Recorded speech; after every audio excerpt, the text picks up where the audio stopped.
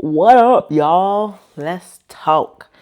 I don't think I've done a wrap out session. I feel like I start every wrap out session now talking about the last time I've done a wrap out session.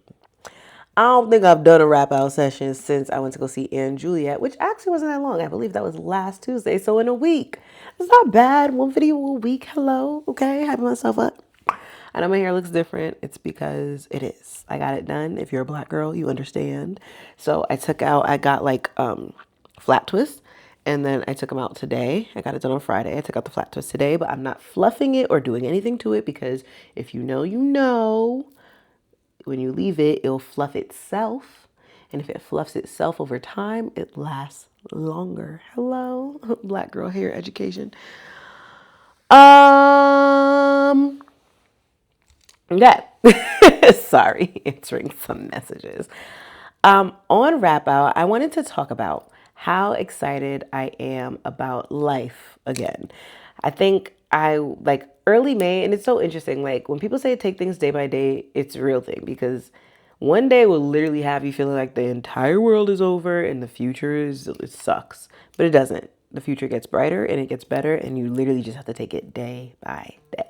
So, um, on in early May, I had gotten back from my 1 month trip to Thailand, which I miss it dearly, but it's okay. I'm locking in because I'm moving. Um, oh, did I just reveal that? No, I'm gonna watch my videos anyway. But I came back and I had the oddest feelings of just like not caring to be around anything, do anything. I just wanted to go back to Thailand. America was severely depressing me by just being here. It didn't even have to do nothing. It just had to be here. And that was like I can't say it was a struggle, but I literally had to take it day by day to kind of get out of that feeling. And towards the end of the month, I started to feel good because I started to really immerse myself in like the work that I was doing. And now we're fully like 1 month back, and I'm like totally fine. So much so that I feel like I wake up, I decide whether or not I want to work out for the day. I made it to my 5 mile walk today. I helped plan my niece's 10th birthday, got a lot of work done, film on set talk. Like I did things today. I felt extremely productive and I felt good. And that's been me for a couple of days. Like, yes, some days are busier than others. Some days are overwhelming. There's a lot of work to do. But I finished all of my work today. I finished kind of like all of my work, not for the week because tomorrow there will be more work, but I finished all of the work that I can tackle today. And so I'm sitting down and I'm like, I can work on the creative deck for another feature film that I wrote. You know what I mean? And that just feels so good because it puts me back into this mindset of remember when I felt like I couldn't have a 9 to 5 and a five to my 9 to 5 and 5 to 9 because what is this?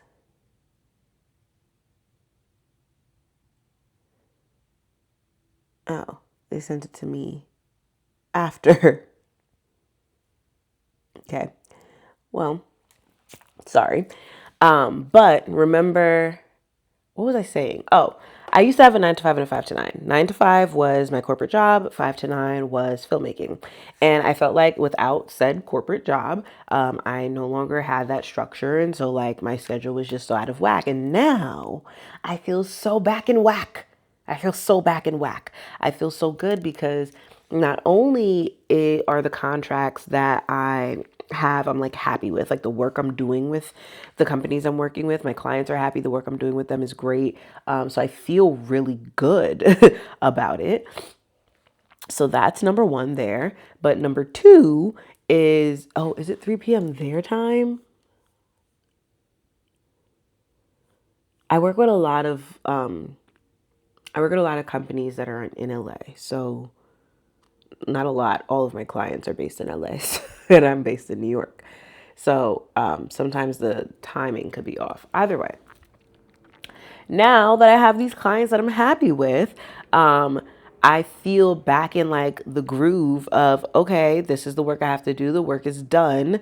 Now I'm going to move over to, like my filmmaking stuff. And I use this amazing app called Motion. I'm not going to plug it here because I'll only plug it in real life. I won't plug it on the internet because they're going to run me a brand deal the way I be preaching about the Motion app. But either way, I put my creative projects within my project task manager the same way I would work projects. And so it schedules time for my creativity as well, because my creativity is a job, just so you know. I'm a full-time filmmaker before I am anything else. And I say that because let the green light hit this feature film, which it will, let the green light hit this feature film, all my clients are going to have to wait until I'm done. All of them. All of them. Best believe. Uh, so I'm a full-time filmmaker before I am anything. But it schedules my creative work. It schedules it for me. So right now, because all of my work, other work has been done, it's like, oh, work on my rebrand deck. And I'm like, I really do actually want to do that. Like, I'm literally about to go make myself a little plate of food. I'm going to take my laptop. I'm going to go sit outside on my roof deck, enjoy the sunset, even though it's not setting for like another 5 hours. But I'm going to go outside, enjoy the day, and work on my creativity. I'll probably even plug my speaker in, listen to some music, get a vibe, get creative. Okay? Like, ow, ow, ow. Why did I do this?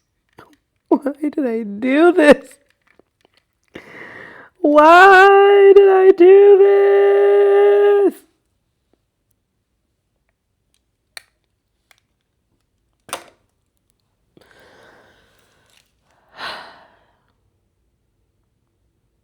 The devil always try to comfort you. Devil stay trying to comfort you for no reason.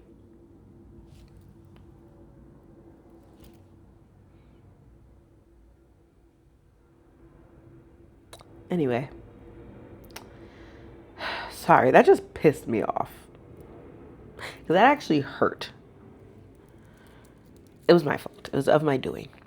Either way, I'm excited I get to go sit down and be creative after just, handling a lot of my business. Like, I just feel like I should just give myself a pat on the back. I should be proud. Let me tell you why I should be proud, right? I, for so long, have felt like I was not equipped to do the things that I knew I wanted to do. And it was all because I was trying to do what other people wanted me to do, what other people were doing, not necessarily in a copycat, follow fashion manner. Okay? Always a leader, never a follower. Not necessarily in that manner, but more so in, this looks like a cool business. I'm passionate about this. What if I put my spin on it? And I would, right? And it wouldn't be like I said, it's not in a copycat, follow fashion manner. Like, I would never just blatantly steal somebody's extremely unique idea. It was more so of like lashes, right? Like, I used to be lash queen. I used to wear strip lashes 7 days a week. I used to get, once I finished strip lashes, well, no, I still used it. It would be between strip lashes and individuals. And it was always done for years. I'm talking about like 10 years. That was my life. And in 2020 or like 2019, I started a lash brand. And it was called the Lash Act because I was trying to combine film and lashes. And I specifically looked for lashes that would look good on camera, because if you don't know, in the filmmaking world, heavy makeup is not a thing. Like, if you see somebody in a film project or a television project that looks beat down, it's because they were meant to look beat down. But on camera, lighter makeup actually translates more. So you never want to like beat your face down when you're doing film projects, right? Follow me here. So I would literally start looking for vendors, testing different lashes out, trying to find lashes that looked great on camera ready lashes, right? And my goal target audience were going to be makeup artists within the industry, whether these are professional makeup artists on TVs, films, photo shoots, things of that nature. If you wanted lashes, but you felt like the lashes that you find at your CVS store were not it, you would use the Lash Act lashes.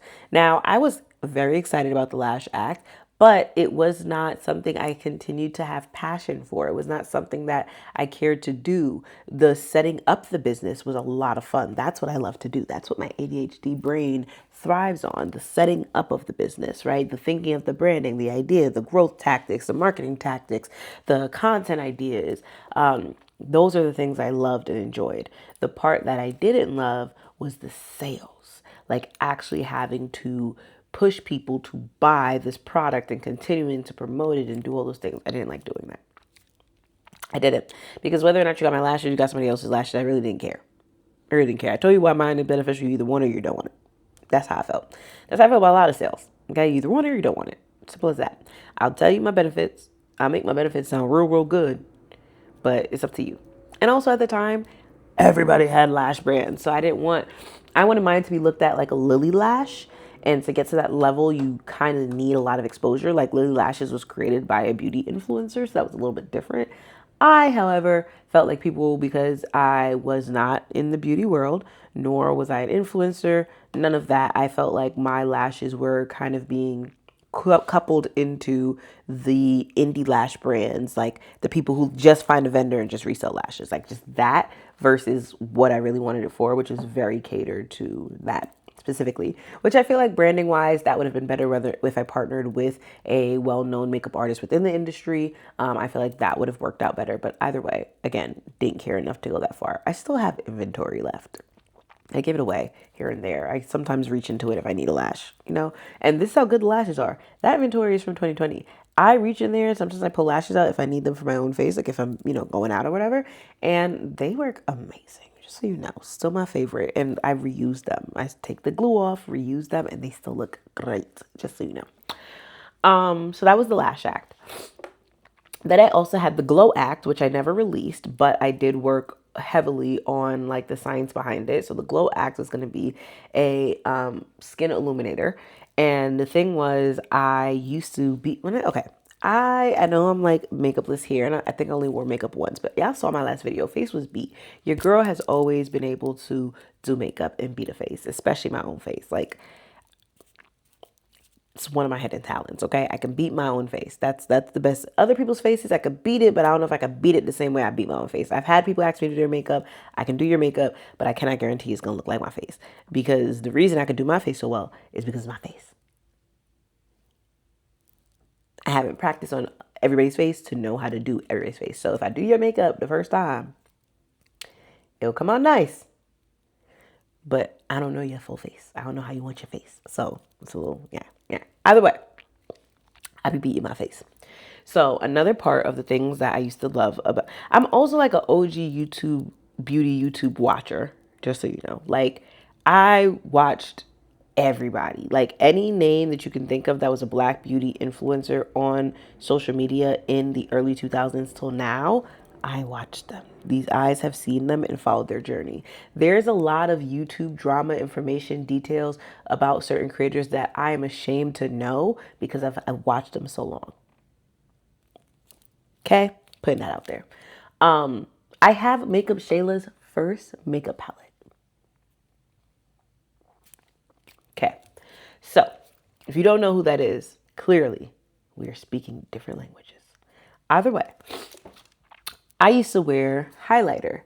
Like, also, if I sound stuffy, my allergies have been kicking my ass. Leave me alone. Okay, so I used to wear highlighter crazy. Like that was actually my signature. People will see me and they'll see my lashes and they'll see my highlighter. Like, how do you get your cheeks to look like a bar of gold? How do you do that? I was not like the person whose highlighter was just like scary. I was that person whose highlighter was just like, oh. Like low key, my skin is glowing right now. So you see this glow? I don't know what I did to make my active. Oh, you see this glow, right? Imagine this, but with like an illuminator. So I was trying to make a skin illuminator, not a highlighter, an illuminator. So I did so much studying on the science of products, skincare that would be good, non-comedogenic, non-comedogenic, non-comedogenic. I don't know if I'm saying it right, but like products that won't clog your pores, okay? But then also trying to figure out how to formulate a serum, like a face serum that was good for your skin, non-comedogenic,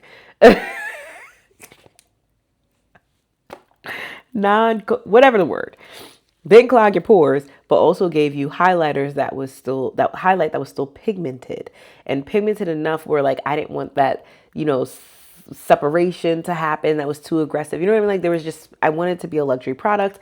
I wanted to make sure the bottles were glass and the top went on well. So I did so much research and I stopped at the formulation stage because during the formulation stage, which was in 2020, I realized that there's actually a lot of science and the things that go into it. Like you may want to hire a manufacturer because they actually have heating pots. And if you actually heat up these chemicals with the illuminator, it would actually last longer. Like there were just a lot of things that would have required me to find a manufacturer, which I was not opposed to, but it was the pandemic. So that was also a difficulty that I did not want to invest in at the time. I did not want to hire multiple manufacturers, send them the potential ingredients I was looking to use, ensure that they had it, have them mix me a small batch of it, send me samples, all the things. I did not want to do that. Then I would have to do the same thing and do product testing on the actual bottles and make like it was just a much more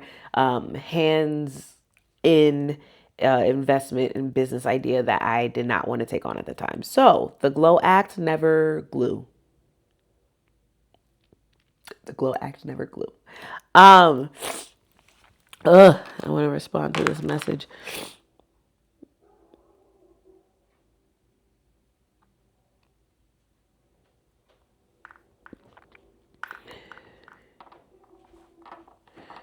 Until after.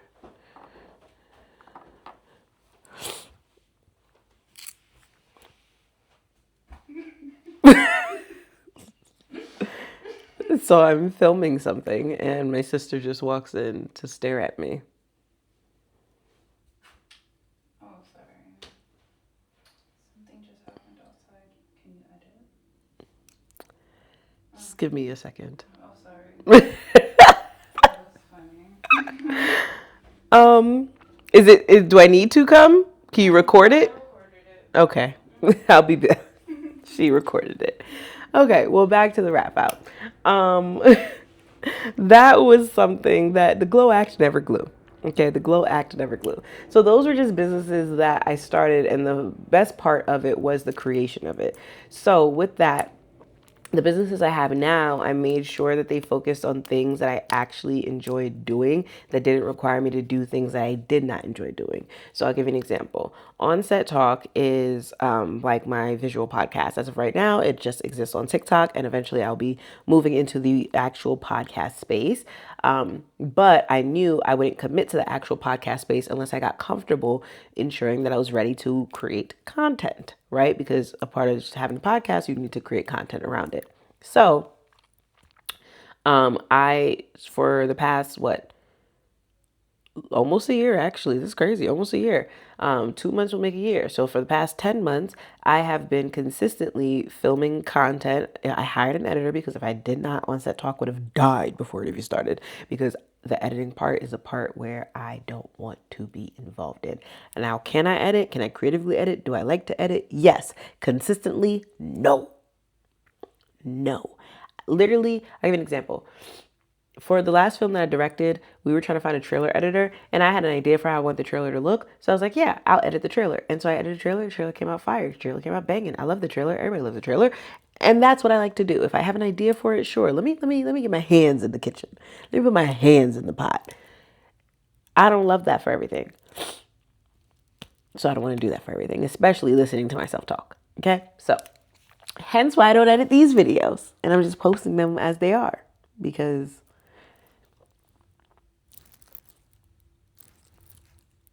not everything has to be aesthetically pleasing, Karen. Um, With that, though, on Set Talk, one of my businesses, I had to dedicate myself to ensuring I was ready to create content. I found a way that made it feasible, that made it enjoyable, that made it something that I would love to grow. And so that's why I've continued to grow it. I'm almost at 5,000 followers on TikTok right now. From there, I'm going to create the podcast. And the podcast is going to be easy to do because I've already set things that I love up in the functionalities of what I love to do within that business up by doing the TikTok version of it. See how that works? Second business, Mental Melodies. Now, Mental Melodies is my wellness initiative. Now, that, although it is a business because I do make money from it and I turn a profit from it and people hire it, and it is under my parent company, Just and I LLC. I have 4 businesses under that company. Mental Melodies is one of them. With Mental Melodies, I love mental melodies. I love providing wellness. However, it's my give back initiative. That means that the work that I do within Mental Melodies ultimately is not for my profitable gain, but for me to be able to provide a service. That is something that I aligned myself, me and God aligned on. This is what I will be doing to give back to the world and give back to the community. So even if it is not something that brings me money, it is something that I can use to still change people's lives. So that's what Mental Melodies is. It is my give back initiative. Business wise, like I said, it does make me money. I have made a profit from Mental Melodies. But if it's something that I don't do consistently, I'm okay with that because that's not my money business. That is my wellness business. That is my give back business. It's to be given as a service. So when the service is needed, the service is provided. Okay, that's Mental Melodies. Something that made it easy for me to stay consistent with. The second thing, the third thing. The third thing is the Creative Bridge. Now, this is a business I don't talk about frequently because it's not really for the day-to-day person. It's for the people who need it. Will then get it, right? If you need it, you need it. Simple as that.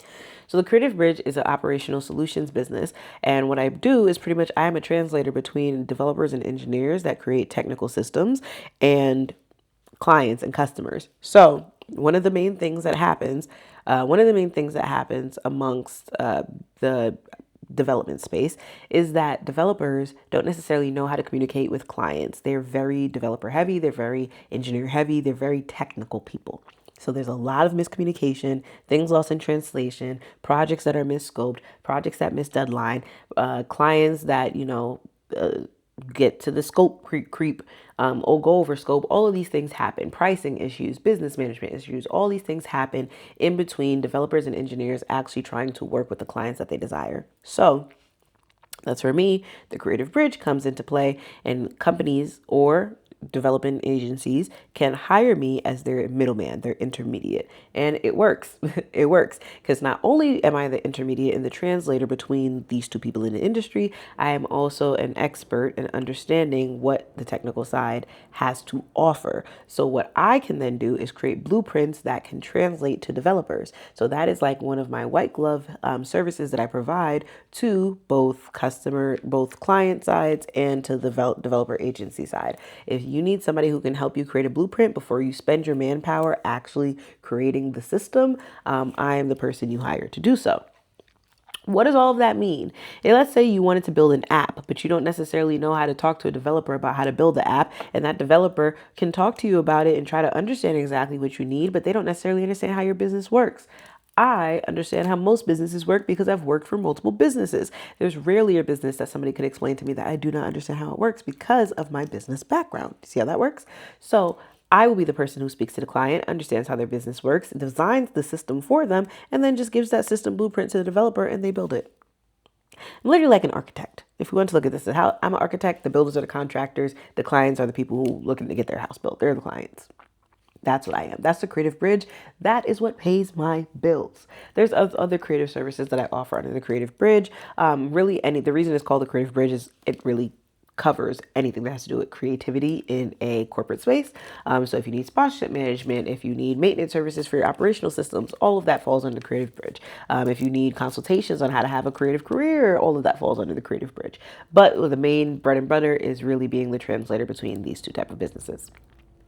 That's my third business. Something I love to do because I love puzzles. This is a puzzle. It's a vase, but it's a puzzle. I built it.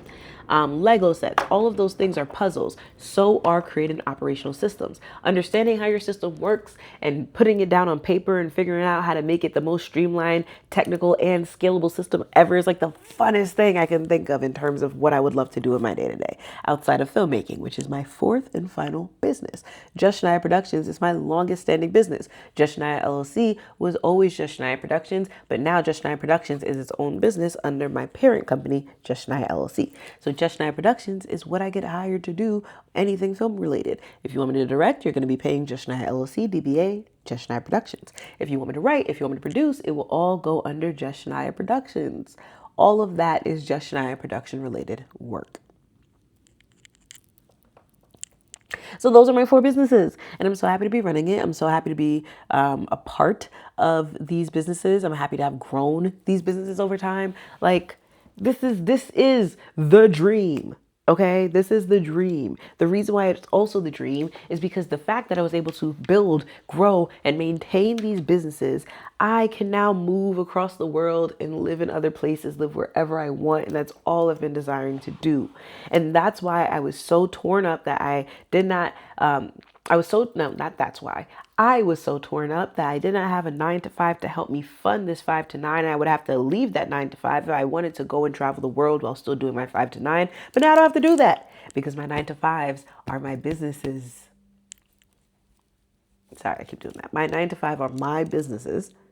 And now I can run my 9 to 5s, not have to quit, go travel the world, and still do everything I want to do. God is so good. God is so good. God is so good. God is so good. God. Yeah. So, my wrap up today is ultimately about gratitude. Gratitude and finding your footing. Understanding that you may try one business, you may try another business, you may try another business, and all of those businesses may not align. So you should find the businesses that you can sustain, that will make you happy, and that you can do from anywhere in the world. Okay? You don't have to do the businesses that you see are lucrative. You don't have to do the businesses that you see are popular, making people money, easy to do. You can simply do the businesses that align with you, and it will pour back into you and your life. Yes, it will. So until next time, everyone, thanks for watching the wrap out.